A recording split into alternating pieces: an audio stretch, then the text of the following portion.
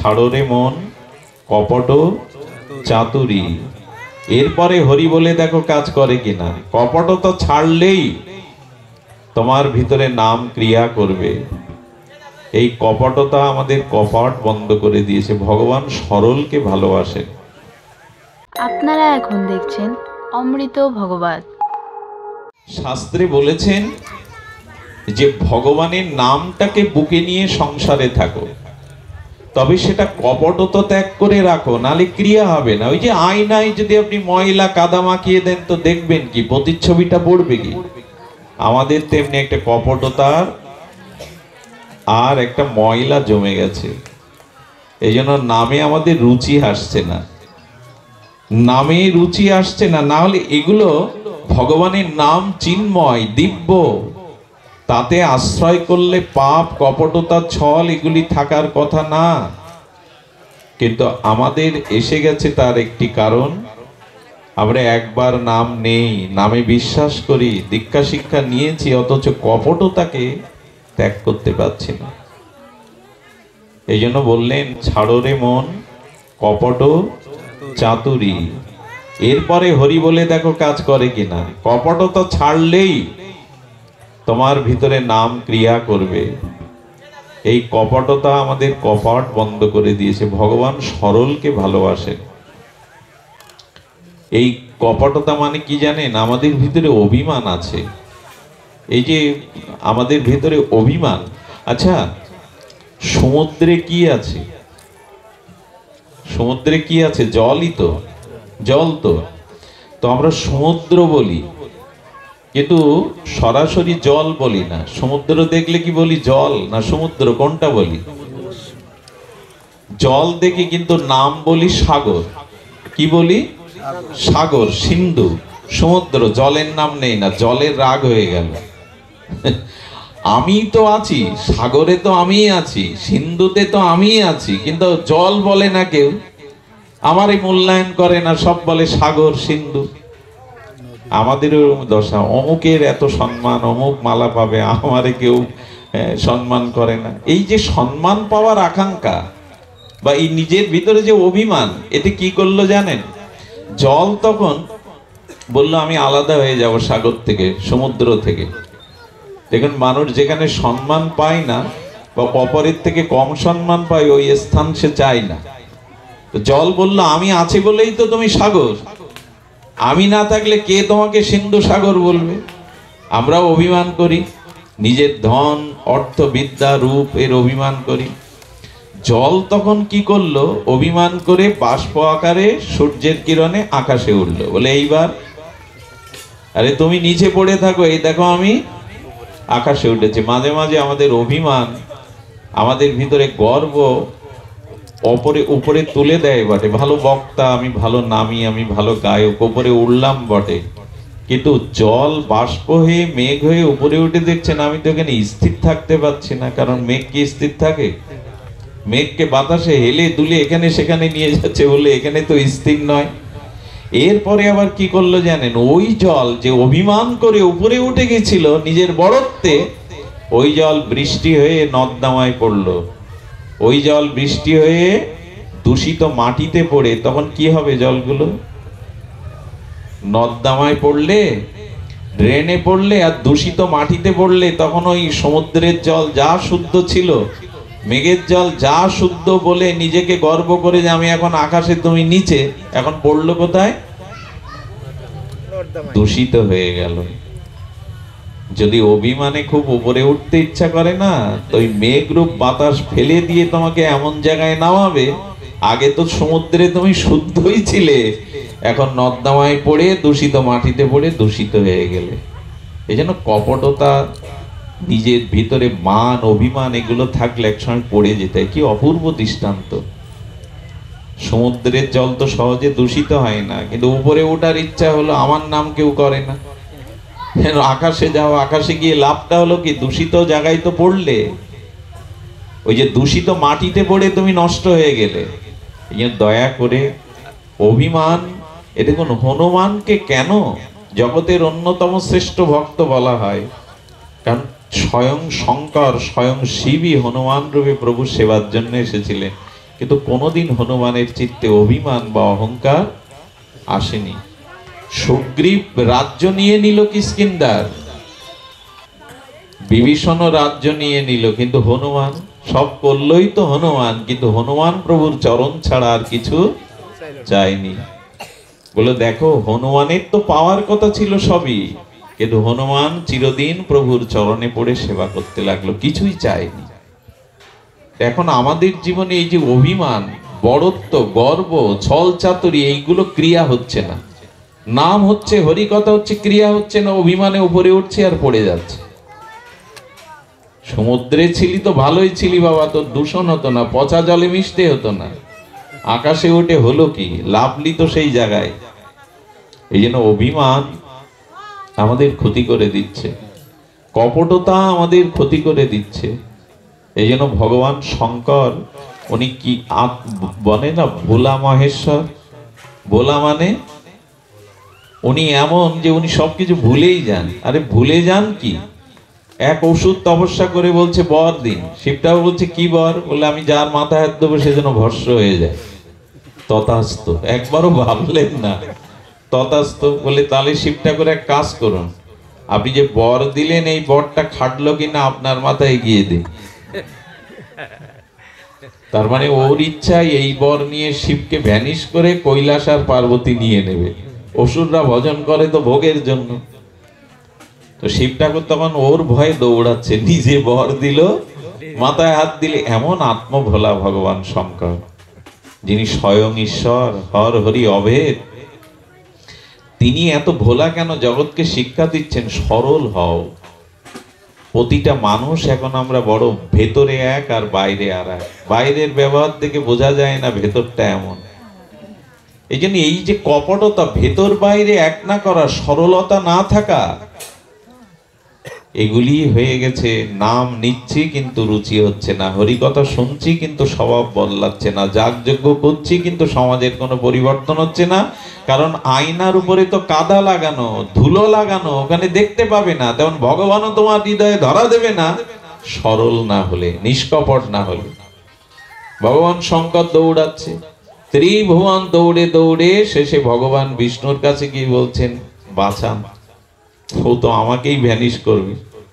ভগবান তখন মোহিনী রূপ ধরে এসে, সেই চিরমন ভোলানো মোহিনী রূপ ধরে এসে বলছেন, আর তুমি কি পাগল, আর এক পাগলের পেছনে ছুটছো? আরে উনি কখন কাকে কি বলেন ঠিক নেই, মাথায় হাত দিলে সে ভস্ম হয়ে যাবে। একবার পরীক্ষা করে দেখেছো কথাটা উনি ঠিক বলেছেন কিনা? বলে তাও তো ঠিক, দৌড়ে বেড়াচ্ছি, বর তো দিলেন। বলো ভোলা মহেশ্বর, ভোলাই যার নাম, সে কি ভুলে কি বলে। আচ্ছা তুমি এক কাজ করো, তুমি মাথায় হাত দিয়ে দেখো তো কথাটা সত্য কিনা। অসুররা কি পাগল? বলে তুমি চালাকি করছো, আমি মাথায় হাত দেবো না আমি শেষ হয়ে যাই? হ্যাঁ, আমার মাথায় হাত দিতে বলছে মানে আমি শেষ হয়ে যাই। বলে দেখো আমি তোমাকে তা বলছি না, তুমি এক কাজ করো, তুমি 5-7 ইঞ্চি উপরে হাত দিয়ে দেখো তাপ হচ্ছে কিনা। যে মাথা কি হিটার যে তাপ হবে? ভগবানের কি কৌশল! এর যদি তাপ হয় তাহলে জানবে অভিশাপ কাজ করবে, আর যদি দেখো ঠান্ডা তো হাত দিয়ে দেখো কিছুই না, ভোলা যাকে তাকে যা তা বলে। ও তো মোহগ্রস্ত ছিল, কাম কামনা ভেতরে থাকলে সুবুদ্ধি কাজ করে না। দেখবেন কোন ভোগের চিন্তা, যখন কামের চিন্তা আসবে আপনার বুদ্ধি কাজ করবে না, বুদ্ধি মোহগ্রস্ত হয়ে যাবে। তো উনি মাথার উপরে হাত দিয়ে দেখছেন না তাপ তো নেই, তাহলে মনে হয় ঠিক নাই, যেই নিজে দিয়েছেন ভ্যানিশ। শিব ঠাকুরকে বলছেন ভোলা মহেশ্বর, আপনি যাকে তাকে যা তা দিয়ে বসেন, একবার ভাববেন তো। এই হলো ভগবান শঙ্কর, তিনি নিজে কত সরল। দেখুন সরল না হলে ভগবান শঙ্কর মঙ্গলময় কেন, কল্যাণময় কেন? তার কৃপাও তেমনি সরল। লিখবেন সবাইকে বিশ্বাস করে। শিশু যেমন আগুনকেও ধরতে যায় বিশ্বাসে, তো শত্রু মনে করে না কাউকে। তো সরলতার এমন একটা মহিমা আছে যে দেখুন, একবার এক চোর শিবরাত্রির দিনে নগরে গিয়েছে চুরি করতে। কিন্তু শিবরাত্রি মানেই তো সনাতনীর ঘরে, হিন্দুর ঘরে সব রাত জাগে। শিবরাত্রি 4 প্রহর ভগবানের অভিষেক, অর্চন, কীর্তন, বন্দনা, পূজা করতে থাকে। চোর মনে করেছে আমি তো জানতাম না শিবরাত্রি, তো সবাই জেগে আছে, আজ আর চুরি করা। তো যেতে যেতে একে তো ক্ষুধায় কাতর ক্লান্ত, যেতে যেতে দেখছে একটা মন্দির, বলে হ্যাঁ এইখানে অন্তত ফল জল মিষ্টি কিছু পাবো, আর কিছু পেলে টাকা পয়সা ঘন্টা যা পাই নিয়ে যাব। মন্দিরে গিয়ে দেখছে এটা কৃষ্ণ মন্দিরও না, রাম মন্দিরও না, এটা শিব মন্দির। বলে হতভাগা, এমন জায়গায় এলাম, কারণ শিব মন্দিরের দরজা জানলাই থাকে না। আচ্ছা, রাম হলে নাকি একটা তীর ধনুক থাকতো, তাও তো বিক্রি করে কিছু তো হতো, যাই হোক ধাতুর হলে। কৃষ্ণ হলে হাতে একটা বাঁশি থাকতো, মুকুট থাকতো, এ ব্যাটার তো কিছুই নেই। শিবলিঙ্গের বা কি থাকবে, এই ব্যাটার তো কিছুই নেই। আসলাম তাও ঘুরে ঘুরে ওই সব শিবের মাথায় দিয়ে গেছে, এটা ওটা, গিয়ে দেখে ধুদ্রর ফল। বলি এ খেলে তো খাওয়ার বস্তুও না, একে যা দেয় সবই উল্টো পাল্টা। ও তখন মন্দিরে একটু বিশ্রাম নিতে গিয়ে দেখে শিবের মানে বিগ্রহের উপরে একটা ঘন্টা টানানো আছে। বলে এইটাই তো, একেবারে যে কিছু নেই তা না, ঘন্টাটাই খুলে নিয়ে যায়। চোর মনে করে ঘন্টা হাত দিতে যাচ্ছে, কিন্তু হাতে পাচ্ছে না। হঠাৎ মনে করেছে তাই তো, শিব বিগ্রহের উপরেই পা দিয়ে পারি না, এর উপর পা না দিলে এখানে মই পাবো কোথায়। ও সরল প্রাণে শিবের মস্তকের উপরে পা দিয়ে যে ঘন্টা ধরেছে, ঘন্টা বেজে উঠেছে, সঙ্গে সঙ্গে শঙ্কর প্রকট হয়ে গেছে।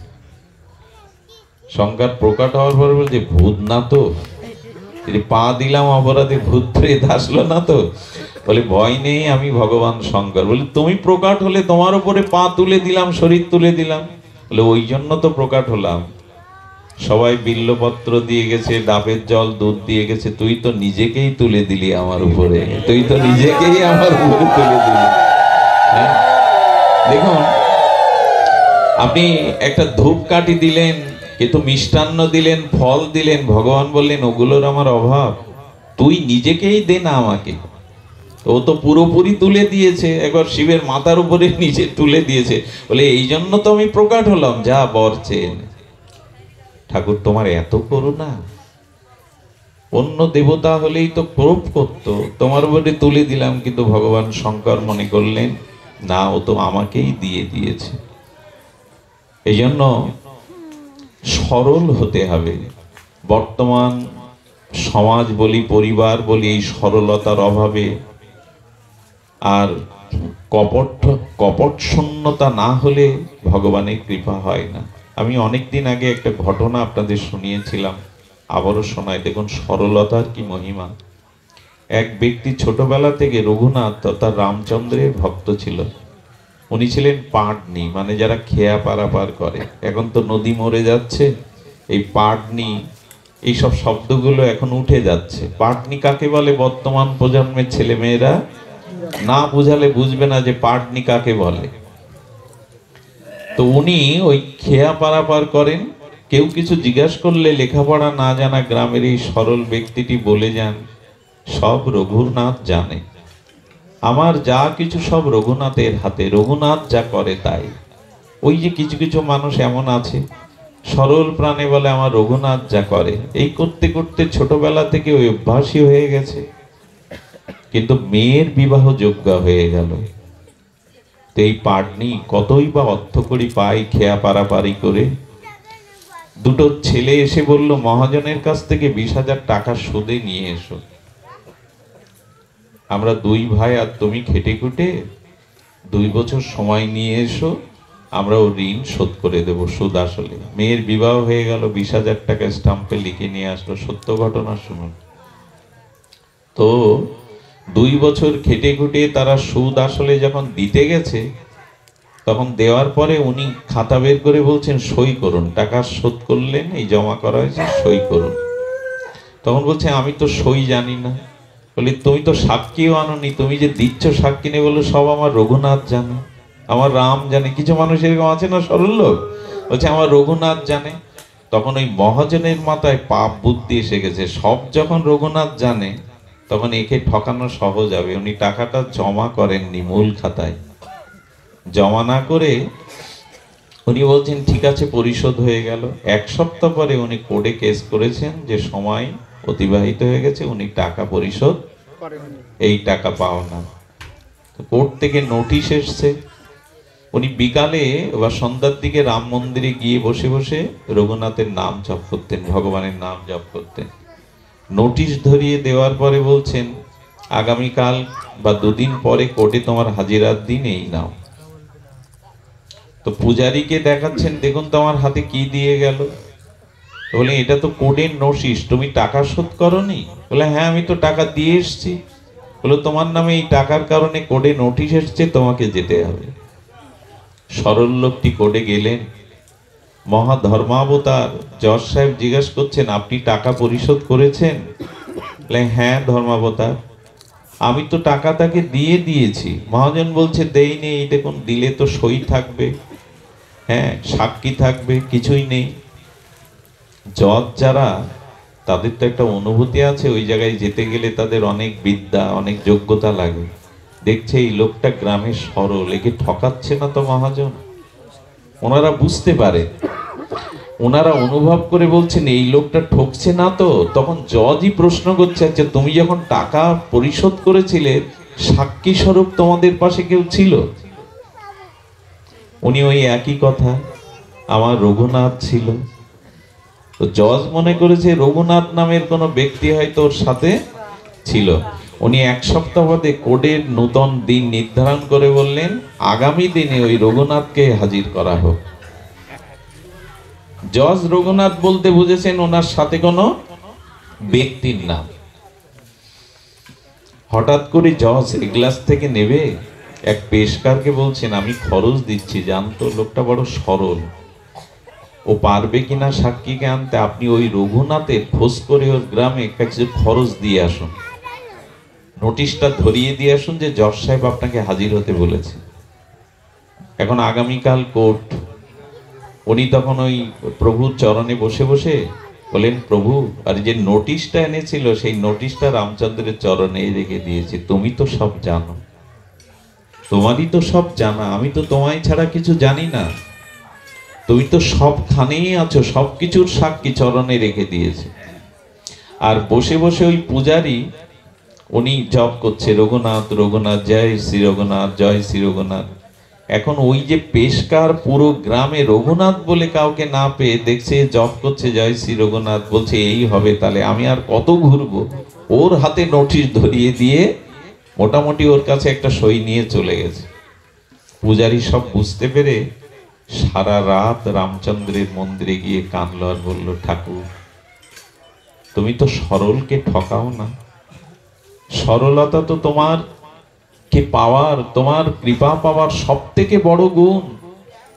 প্রভু সারাটি জীবন ও রঘুনাথ জানে রঘুনাথ জানে বলে তোমার উপরে ভরসা করেছে, কালকে কোর্টের দিন, কৃপা করো।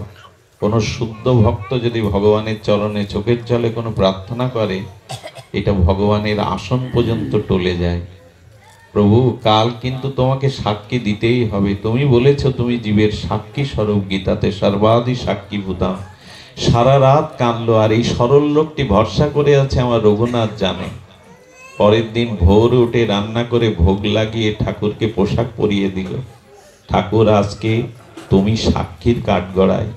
পূজারী কাঁদছে আর বলছে, সবাই তোমার এখানে মিষ্টি আনে, ফল আনে, অর্থ আনে, আজ তোমার নামে নোটিশ এসছে। প্রভু আজ তোমার নামে, রঘুনাথের নামে নোটিশ এসছে, তুমি ওকে রক্ষা করো।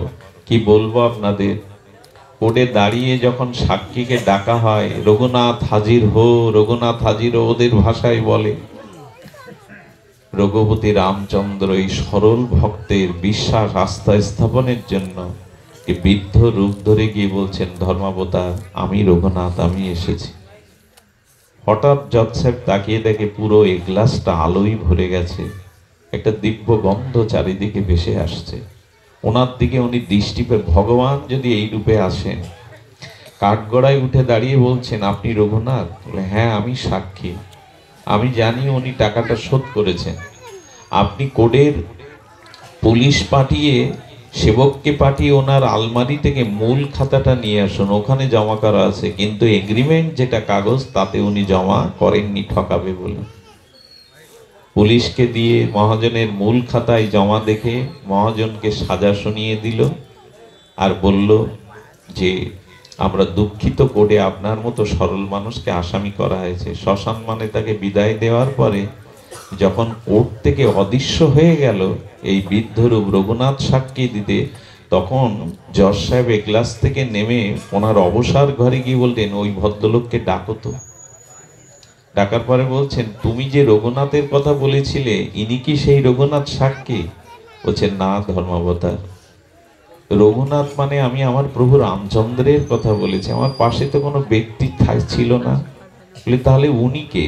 বলে, হবে হয়তো আমার রঘুনাথ কৃপা করতে এসেছিল, আমার তো কোনো বিদ্যা বুদ্ধি নাই, আমার তো কোনো জনবল অর্থবল নাই, হয়তো উনি আসবে। যখনই শুনলেন আমি ওনাকে চিনি না, জজ তো অনুভবিত, রাত্রে স্বপ্নেতেই বললেন, জজ সাহেব, আমার সরল ভক্তের রক্ষার জন্য আজ আমি তোমার কাঠগড়ায় সাক্ষী দিতে হাত জোর করে উঠেছিলাম।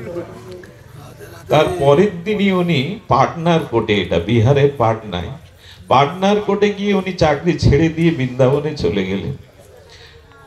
উনি বলতে থাকলেন, আজ ভগবানকে আমি কাঠগড়ায় দাঁড় করালাম, ভগবান হাত জোড় করে আমার সামনে কাঠগড়ায় উঠলো আর আমি দাঁড় করালাম।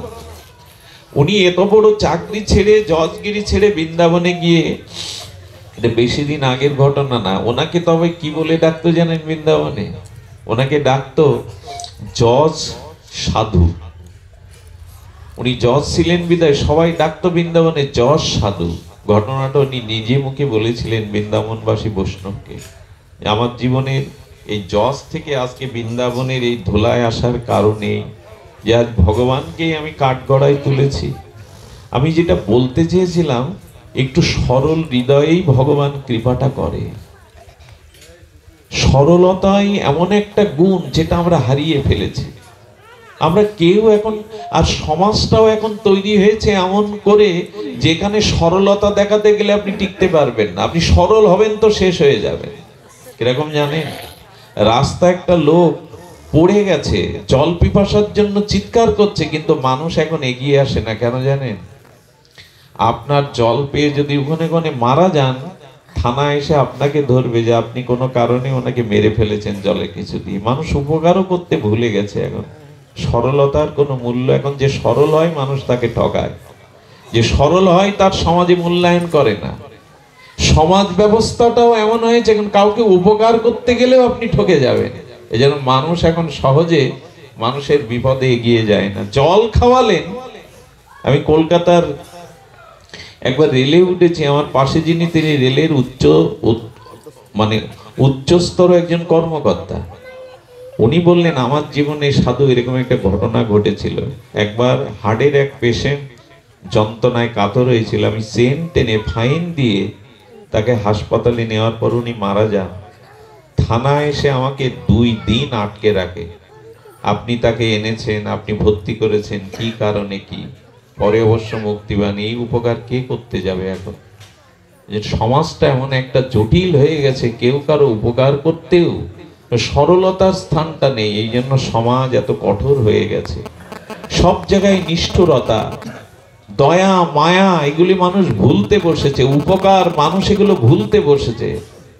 এই জন্য যত গুণ আছে তার মধ্যে শ্রেষ্ঠ গুণ হলো সরলতা। ভগবান শঙ্করের চরিত্রে এটাই আছে। এই জন্য গাও গাও সবে গৌরাঙ্গের গুণ, সরল করিয়া মন। সরলতাকেই ভগবান মূল্যায়ন করেন।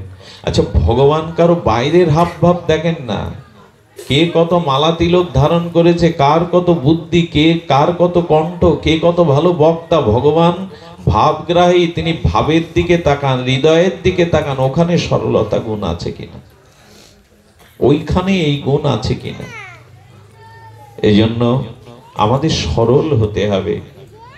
সরলতা আজ আর পাওয়া যায় না। সহজ সরল মানুষগুলিকেই এখন আমরা বোকা ভেবে ঠকাতে ব্যস্ত।